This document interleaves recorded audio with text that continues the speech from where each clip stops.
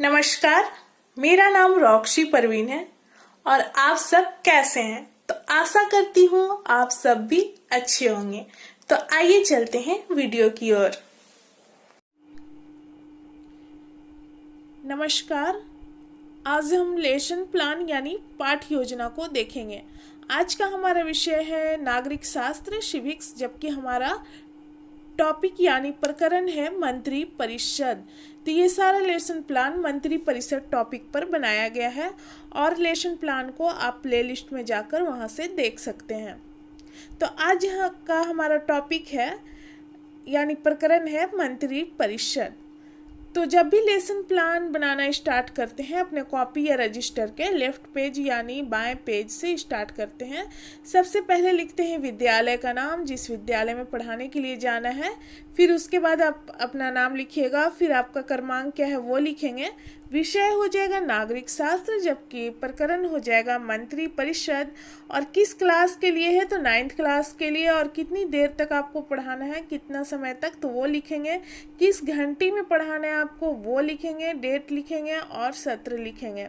उसके बाद समान उद्देश्य आता है। तो समान उद्देश्य विषय से संबंधित होता है और समान उद्देश्य के बाद हमारा आता है विशिष्ट उद्देश्य, जो कि हमारा प्रकरण से संबंधित होता है। तो समान उद्देश्य में हम 5 पॉइंट देखेंगे, 4 या 5 पॉइंट यहाँ पर लिख सकते हैं। यहाँ पर है पहला, छात्रों में नागरिक शास्त्र विषय के प्रति रुचि जागृत करना। दूसरा, छात्रों की मानसिक शक्तियों का विकास करना। तीसरा, छात्रों के दृष्टिकोण में व्यापकता का विकास करना। चौथा, छात्रों में देश प्रेम की भावना का विकास करना। और पांचवा, छात्रों की तार्किक शक्तियों का विकास करना। और लेसन प्लान बनाएंगे तो यही समान उद्देश्य सेम वहाँ पर डाल सकते हैं, जबकि विशिष्ट उद्देश्य में हमारा चेंज हो जाता है क्योंकि वो हमारा टॉपिक से संबंधित होता है। तो विशिष्ट उद्देश्य में हम देखेंगे कि छात्र मंत्री परिषद के संबंध में जान सकेंगे। दूसरा, छात्र मंत्री परिषद व उसके कार्यों की व्याख्या कर सकेंगे। तीसरा, छात्र मंत्री परिषद से संबंधित महत्व को समझ सकेंगे। चौथा, छात्र मंत्री परिषद से संबंधित विषय को चार्ट द्वारा प्रदर्शित करने का कौशल विकसित कर सकेंगे। और पांचवा हो जाएगा, छात्रों में मंत्री परिषद से संबंधित पत्र पत्रिकाओं को पढ़ने की रुचि विकसित हो सकेगी। अब अगला पेज में आएंगे, राइट पेज में, दाहिना पेज में, यहाँ पर लिखेंगे सहायक शिक्षण सामग्री, यानी कि आप पढ़ाने के दौरान किन किन सामग्री का प्रयोग करेंगे उन चीज़ों को यहाँ पर लिखेंगे। तो हम देखते हैं कि पढ़ाने के दौरान चौक, डस्टर, चार्ट, पॉइंटर, श्यामपट्ट और अन्य शिक्षण सामग्री का हम प्रयोग करते हैं। अब किस विधि का प्रयोग कीजिएगा वो लिखेंगे। तो यहाँ पर हो जाएगा व्याख्यान एवं प्रश्नोत्तर विधि। पूर्व ज्ञान में हो जाएगा कि छात्र मंत्री परिषद के बारे में सामान्य जानकारी रखते हैं, यानी कि इस विषय में उनको कुछ ना कुछ नॉलेज है पहले से। वर्ग व्यवस्था में हो जाएगा छात्र अध्यापिका, अगर आप अध्यापक हैं तो लिखेंगे छात्र अध्यापक अपनी सुविधा के अनुसार वर्ग को व्यवस्थित करेंगे। उसके बाद आता है प्रस्तावना। तो यहाँ पर 2 कॉलम बनाते हैं, एक छात्र अध्यापिका कथन और दूसरा छात्र संभावित उत्तर। ये प्रश्न और उत्तर दोनों एक दूसरे से संबंधित होते हैं और ये प्रश्नों की संख्या लगभग 4 या 5 हमारे यहाँ पर होना चाहिए प्रस्तावना प्रश्न में। और लास्ट में हमारा टॉपिक निकल कर आना चाहिए जिस टॉपिक को हमें पढ़ाना है। तो हमारा जैसे कि यहाँ पर टॉपिक है मंत्री परिषद, तो वो हमारा निकल कर आना चाहिए। तो यहाँ पर प्रश्न करती हैं छात्र अध्यापिका बच्चों से कि हमारे देश का नाम क्या है। तो छात्रों के द्वारा उत्तर आता है भारत। अब उसी से संबंधित दूसरा प्रश्न बनेगा। ये प्रश्न और उत्तर दोनों एक दूसरे से संबंधित होते हैं, उत्तर से ही प्रश्न बनता है। भारत में संसद के कितने सदन हैं? तो 2 सदन हैं। छात्रों के द्वारा उत्तर आता है लोकसभा और राज्यसभा। अब उसी से संबंधित तीसरा प्रश्न देखेंगे कि लोकसभा में बहुमत दल का नेता कौन होता है। तो छात्रों के द्वारा उत्तर आता है प्रधानमंत्री। प्रधानमंत्री अपने दल में से राष्ट्रपति के माध्यम से किसे नियुक्त करते हैं? मंत्री परिषद व मंत्रिमंडल का वो गठन करते हैं। राष्ट्रपति प्रधानमंत्री से सलाह लेते हैं और इन मंत्रियों की नियुक्ति करते हैं। तो मेन चयन में मंत्री परिषद के चयन में प्रधानमंत्री का हाथ होता है इसमें। अब 5वां प्रश्न है कि मंत्री परिषद के बारे में विस्तार पूर्वक बताएं। तो यहाँ पर छात्र उत्तर नहीं दे पाते हैं, इसलिए यहाँ पर समस्यात्मक हो जाता है।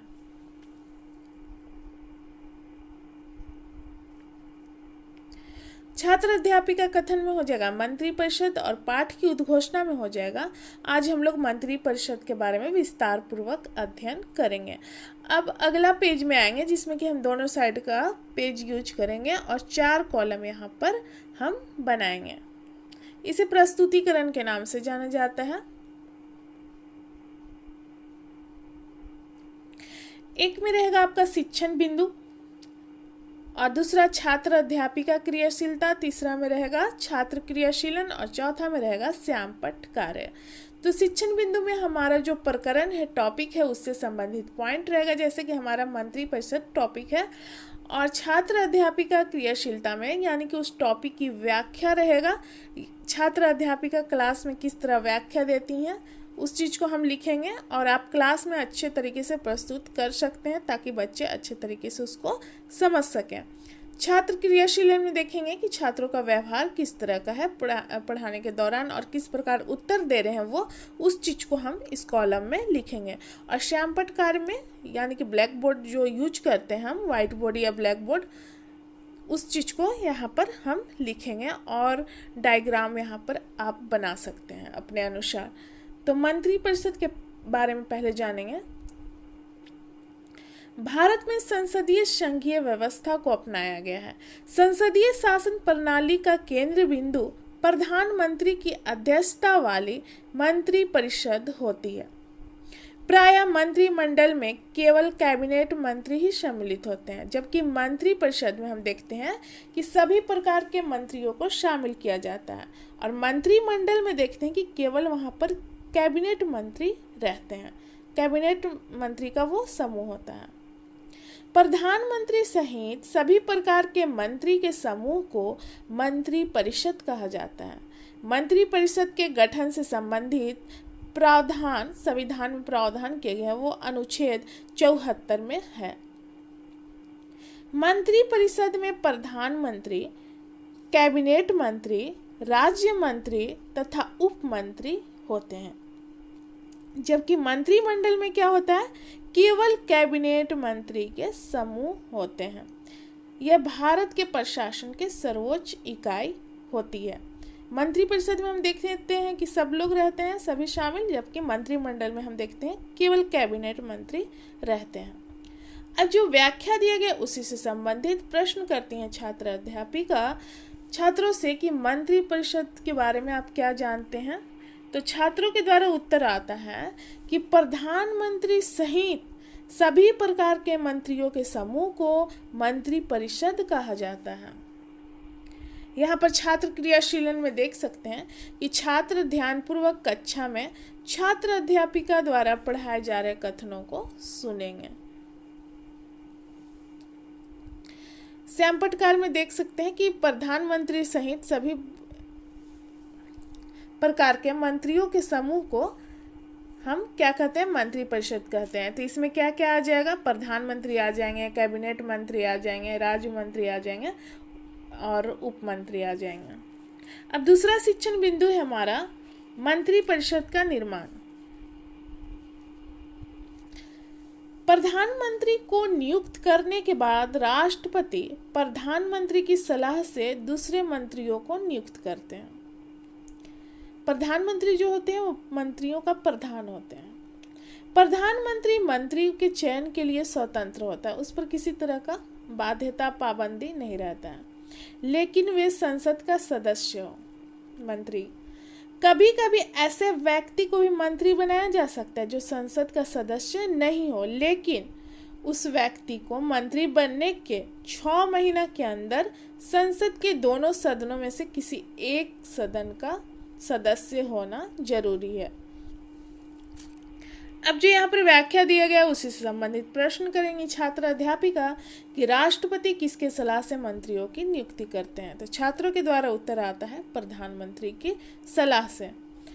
यहाँ पर श्याम पटकार में देख सकते हैं कि मंत्रिपरिषद का निर्माण कैसे किया जाता है। तो प्रधानमंत्री की सलाह से सबसे पहले क्या करते हैं कि राष्ट्रपति वो प्रधानमंत्री को नियुक्त करते हैं, जैसे कि लोकसभा के बहुमत दल के नेता को ही प्रधानमंत्री नियुक्त किया जाता है।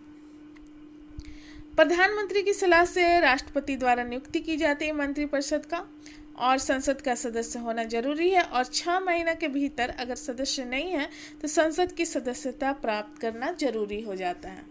अब अगला पेज में आएंगे, यहाँ पर भी 4 कॉलम बनेगा हमारा, कम से कम 4 शिक्षण बिंदु या 3 शिक्षण बिंदु होना चाहिए। तो तीसरा शिक्षण बिंदु है हमारा मंत्रिपरिषद की संरचना। मंत्रिपरिषद में मंत्रियों की 3 श्रेणी होती है, कैबिनेट मंत्री, राज्य मंत्री और उप मंत्री।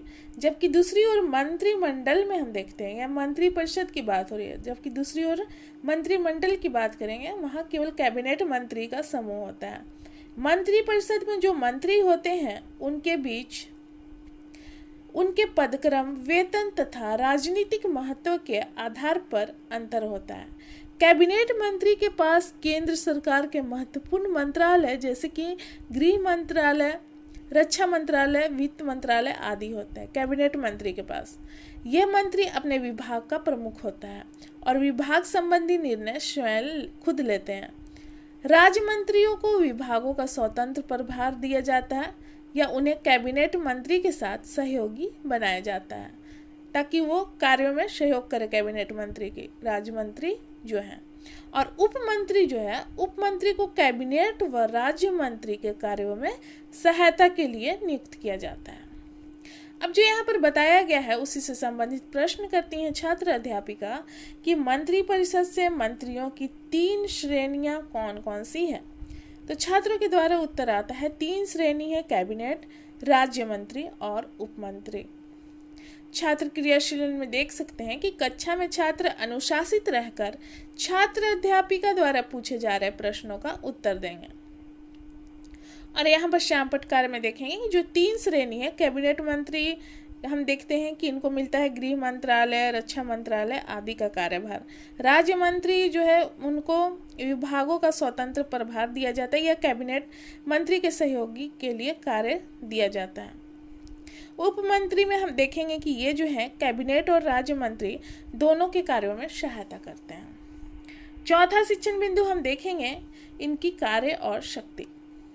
तो राष्ट्रीय नीति के निर्धारण में ये सहायक होते हैं, संपूर्ण देश के शासन संचालन में भी सहायक होते हैं, धन का विनियमन संबंधी कार्य में सहायक होते हैं, कानून व्यवस्था को बनाए रखने और लागू करने में भी सहायक होते हैं, विधेयक तैयार करना और संसद में प्रस्तुत करना आदि कार्य शक्तियाँ हैं। अब जो यहाँ पर बताया गया है उसी से संबंधित प्रश्न करेंगे छात्र अध्यापिका कि राष्ट्र की नीतियों का निर्धारण कौन करता है। तो छात्रों के द्वारा उत्तर आता है मंत्रिपरिषद। और श्याम पटकार में यहाँ पर देख सकते हैं कि जो कार्य और शक्ति है उसमें देखेंगे कि ये शासन संचालन में सहायक है, राष्ट्रीय नीति निर्धारण में भी सहायक है। अब अगला पेज में हम आएंगे, मूल्यांकन करेंगे यहाँ पर छात्रों का, यानी कि जो चीज़ पढ़ाया गया है उससे क्लास में पूछा जाता है ताकि बच्चों ने क्या सीखा और समझा। पढ़ाने के बाद मूल्यांकन करना जरूरी होता है। तो ये प्रश्न भी 4 या 5 होना चाहिए और इसका उत्तर बच्चे क्लास में ही देते हैं। पहला है कि मंत्रिपरिषद से क्या समझते हैं। दूसरा, मंत्रिमंडल से आप क्या समझते हैं। राष्ट्रपति किसकी सलाह से मंत्रियों को नियुक्त करते हैं। चौथा, मंत्रिपरिषद में मंत्रियों की कितनी श्रेणी होती है। पांचवा, मंत्रिपरिषद की कार्य और शक्ति बताएं। अब उसके बाद पुनरावृत्ति यानी कि जो चीज पढ़ाया गया उसको एक बार दोहरा दिया जाता है। प्रधानमंत्री सहित सभी प्रकार के मंत्री के समूह को मंत्रिपरिषद कहा जाता है। कैबिनेट मंत्रियों के समूह को मंत्रिमंडल कहा जाता है। मंत्रिपरिषद में 3 श्रेणी के मंत्री होते हैं, कैबिनेट, राज्य मंत्री और उप मंत्री। राष्ट्रपति प्रधानमंत्री की सलाह से ही अन्य मंत्रियों की नियुक्ति करते हैं।